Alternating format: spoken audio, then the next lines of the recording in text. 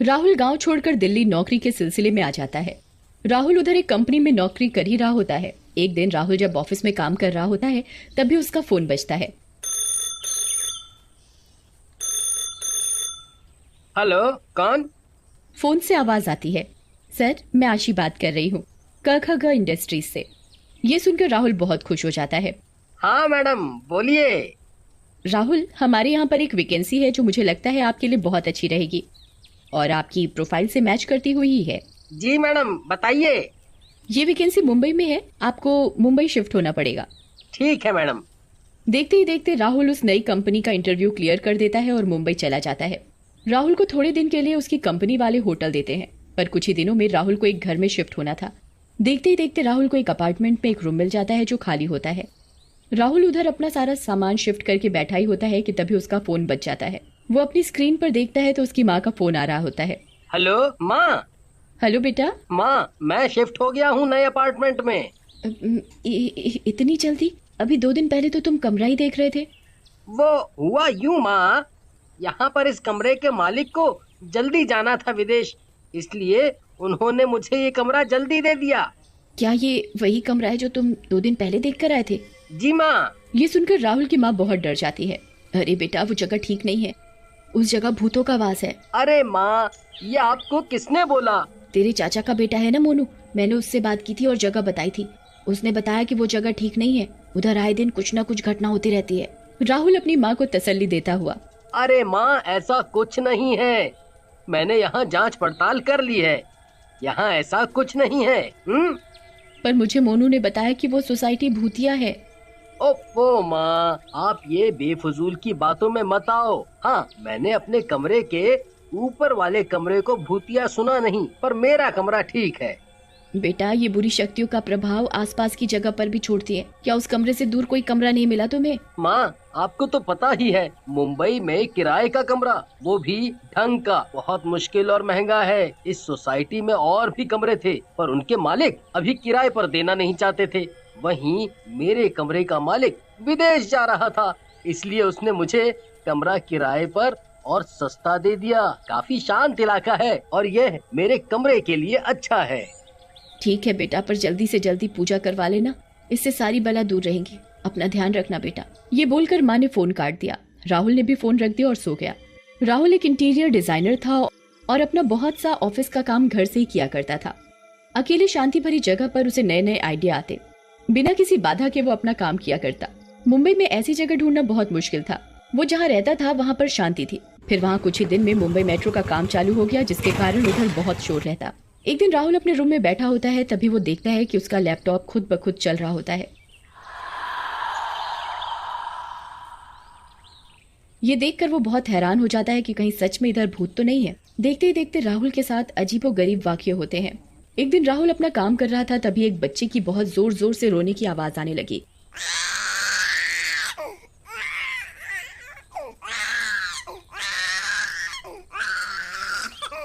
जैसे कि बच्चा उस कमरे के बाहर ही रो रहा हो। राहुल बाहर जाकर देखता है, पर उधर कुछ नहीं होता और आवाज एकदम से बंद हो जाती है। राहुल जैसे ही गेट बंद करता है वैसे ही आवाज आनी शुरू हो जाती है।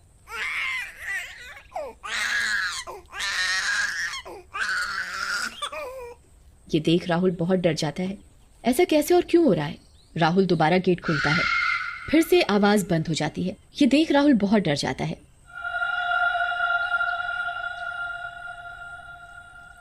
एक दिन राहुल अपने घर पर काम वाली रखने की सोचता है। वो अगले दिन अपने पड़ोसी शर्मा जी का दरवाजा खटखटाता है। वो गेट खोलते हैं। शर्मा जी बहुत अजीब से दिख रहे होते हैं। उनकी आंखें चढ़ी हुई, बिल्कुल लाल, और नाखून भी एकदम लंबे। कौन हो भैया आप? जी, मैं आपके साथ वाले कमरे में नया शिफ्ट हुआ हूँ। जी हाँ, बोलिए। मुझे यहाँ काम वाली का पता करना है। आपकी काम वाली किस समय आती है? मैं उससे एक बार बात कर लूंगा जब वो आएगी। जब वो आएगी तो। ये देख राहुल बहुत अचंभित होता है। राहुल खुद से बात करते हुए, ऐसे कैसे पड़ोसी हैं ये? ऐसे तो कोई मुंह पर दरवाजा बंद नहीं करता। उसी दिन शाम को राहुल के घर की घंटी बजती है। राहुल दरवाजा खोलता है। वो उधर एक बहुत सुंदर औरत को देखता है। जी, आप कौन? जी, मैं शर्मा जी के घर पर काम करती हूँ। उन्होंने मुझे बताया कि आपको काम वाली की जरूरत है। राहुल देखकर हैरान हो जाता है कि ये इतनी सुंदर औरत काम वाली कैसे हो सकती है। इसने तो सोना भी बहुत सारा पहना हुआ है। जी जी, हाँ हाँ, मुझे काम करवाना था। जी हाँ, मैं कर दूंगी साहब आपका काम। मैं रोज सुबह जब शर्मा जी का काम करूंगी, करते ही आपके घर आ जाऊंगी। ठीक है। अगले दिन कोमल राहुल के घर का काम करने आती है। कोमल पोछा लगा ही रही होती है कि तभी वो देखता है कि कोमल की गर्दन चारों तरफ घूम जाती है।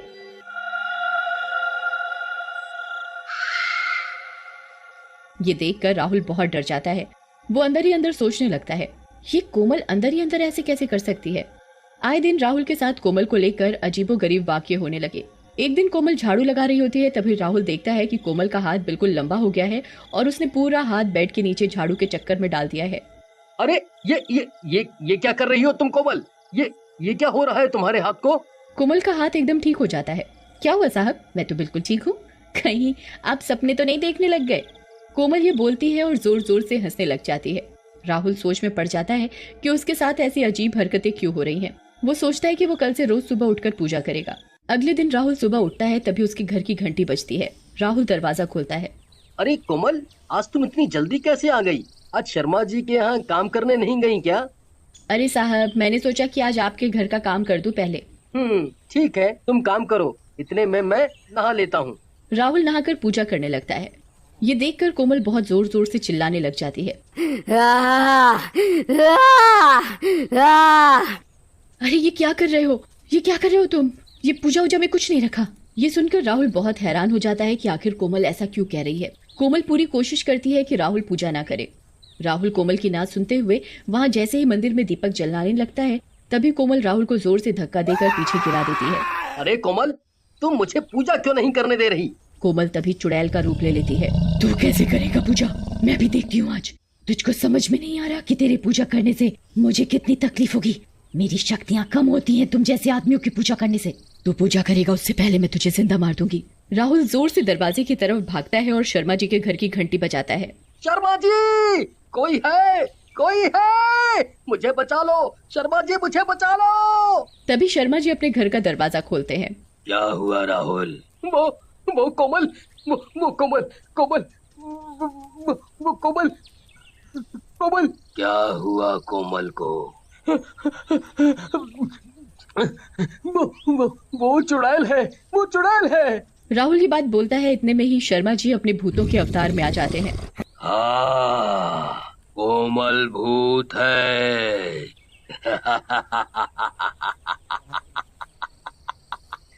वो मेरी ही पत्नी है। मैंने उसे तेरे पास तुझे मारने के लिए भेजा था। आज तेरा सर्वनाश होगा।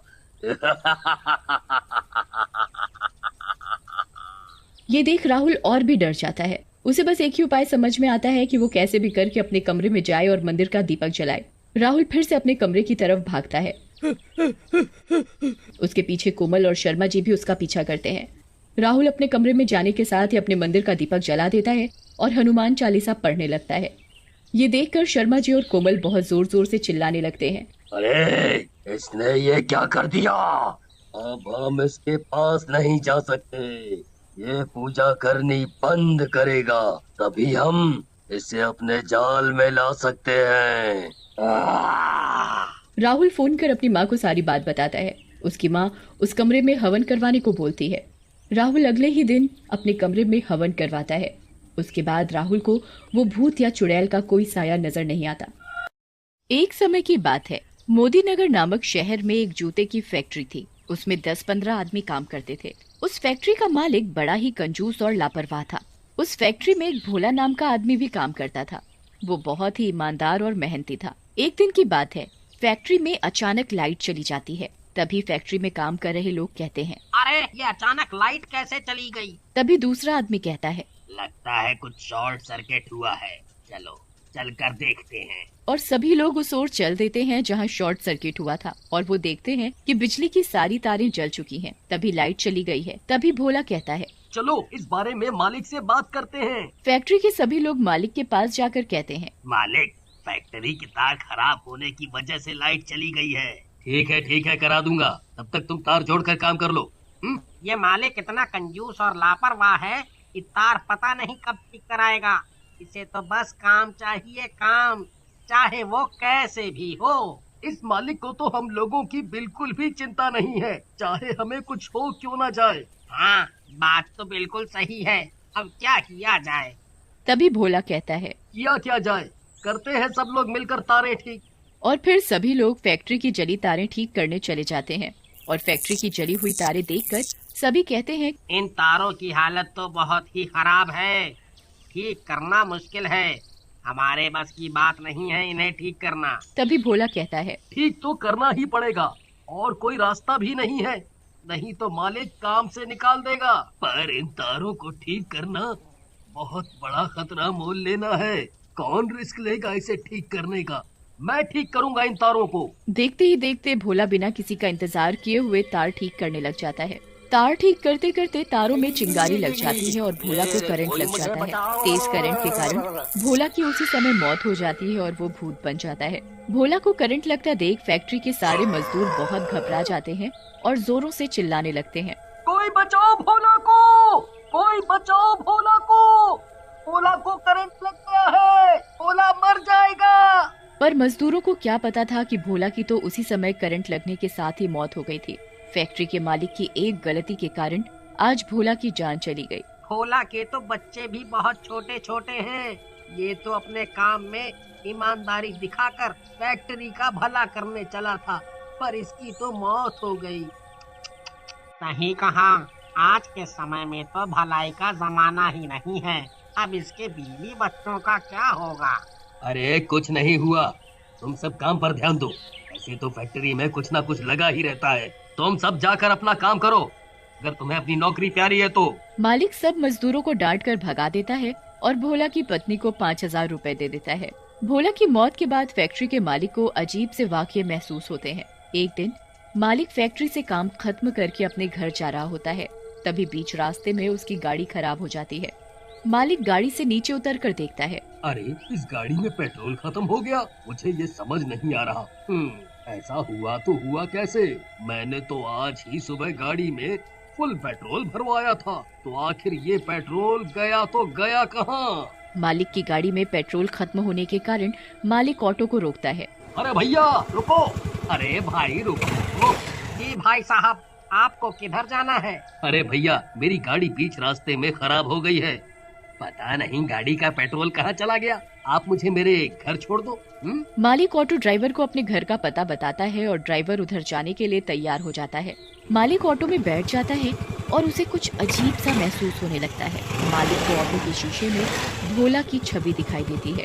मालिक भोला को देखकर बहुत बुरी तरह से डर जाता है, परंतु वो कुछ नहीं कहता और अपना घर आने का इंतजार करता है। अरे भैया ऑटो थोड़ा जल्दी चलाओ।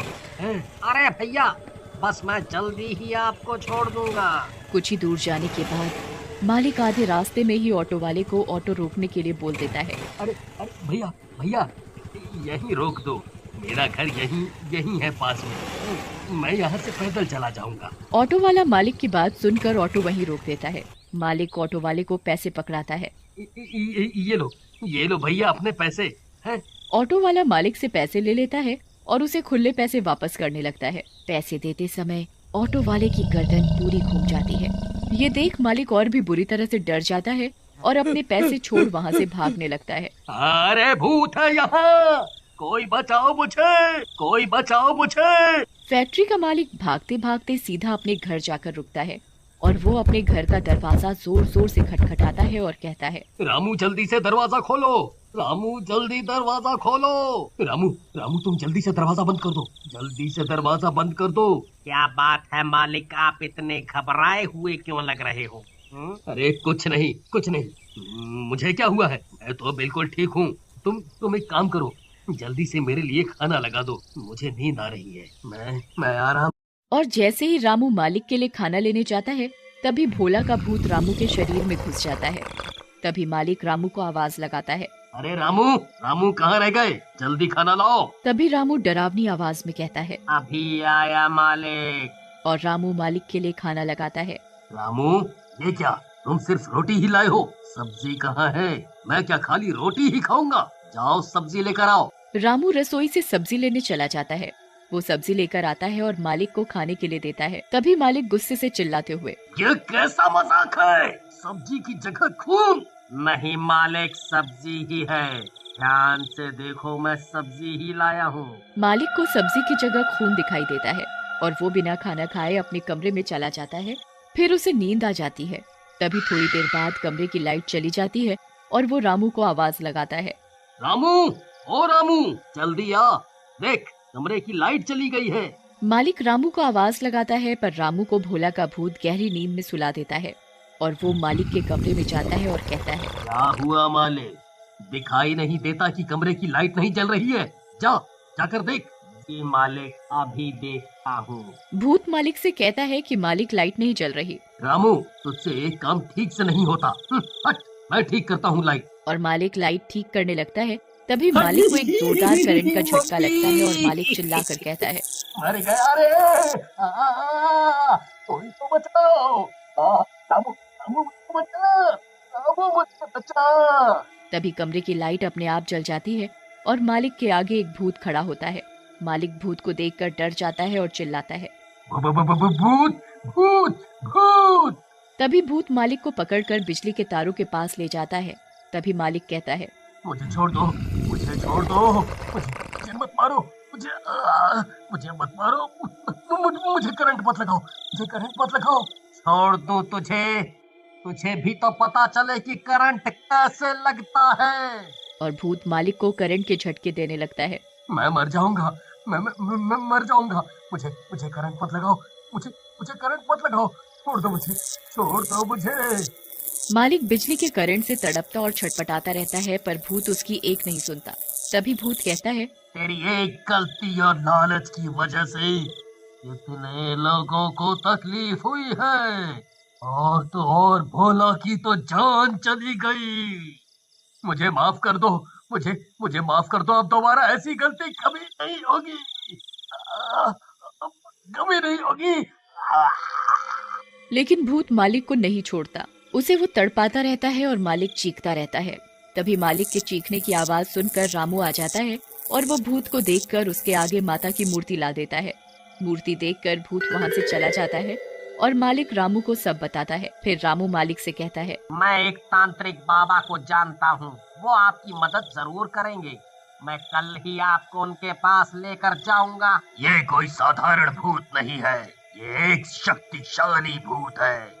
वो तुम्हें किसी भी कीमत पर नहीं छोड़ेगा, मार डालेगा तुम्हें। मुझे बचा लो बाबा, मैं मरना नहीं चाहता। तुमने कभी गरीबों का दर्द महसूस नहीं किया, मैं तुम्हारी कोई मदद नहीं कर सकता। मुझे बचा लो बाबा, मुझे बचा लो। मैं अब ऐसी दोबारा गलती नहीं करूंगा, कभी नहीं करूंगा। ठीक है, लेकिन एक ही शर्त पर तुम्हारी मदद करूंगा। तुम हमेशा मजदूरों की मदद करोगे। जी हमेशा मदद करूंगा। और वह मालिक की मदद करने को तैयार हो जाता है और वो अपनी शक्ति से भूत को बुलाता है और तांत्रिक भूत से कहता है, छोड़ दे इसे। नहीं, मैं इसे मार डालूंगा। मेरे बीवी बच्चे बेघर हो गए, उनका क्या दोष था? अब इसकी वजह से हुआ है, इसकी वजह से मेरी जान चली गई। मेरी जान चली गई। तभी भूत मालिक का गला पकड़ लेता है और जोर से दबाने लगता है। मुझे मत मारो, मुझसे गलती हो गई। अब कभी दोबारा ऐसी गलती नहीं होगी। तभी तांत्रिक भूत से कहता है, चला जा। नहीं जाऊंगा, इसे मार कर ही जाऊंगा। भूत मालिक का गला घोंटने लगता है। तभी मालिक भूत से कहता है, मुझे माफ कर दो। मैं किसी भी मजदूर को परेशान नहीं करूंगा, उन्हें कोई भी तकलीफ नहीं दूंगा। बाबा। लेकिन भूत मालिक की एक नहीं सुनता और उसका गला घोंटने लगता है। तभी तांत्रिक अपनी थैली से भभूत निकालकर भूत के ऊपर मंत्र पढ़कर डाल देता है और भूत चिल्लाने लगता है, मुझे मत मारो, मुझे मत मारो। मेरा शरीर जल रहा है, मत मारो। और ये कहते कहते भूत जलकर भस्म हो जाता है और मालिक भी सुधर जाता है।